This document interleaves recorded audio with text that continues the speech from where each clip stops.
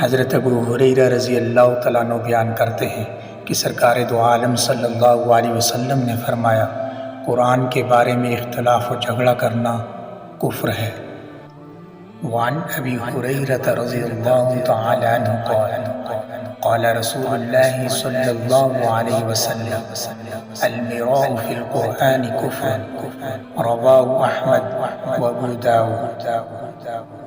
المراء فی القرآن کفر، میراء جھگڑنے کے معنی میں، یعنی جو شخص اپنی خواہش پوری کرنے کی غرض سے قرآن کریم کی آیتوں اور نصوص کو آپس میں ٹکراتا ہے اور اس کے بے جا تعویل کرتا ہے اور ایک آیت کو چھوڑتا ہے اور ایک کو قبول کرتا ہے، یہ کفر ہے۔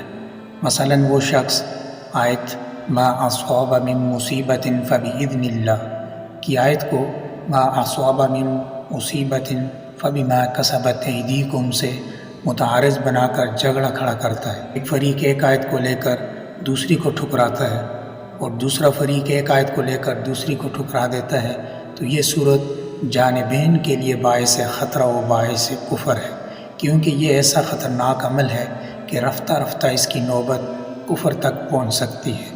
اللہ تعالی ہمیں ان حدیث مبارکہ پر عمل کرنے کی توفیق عطا فرمائے، آمین۔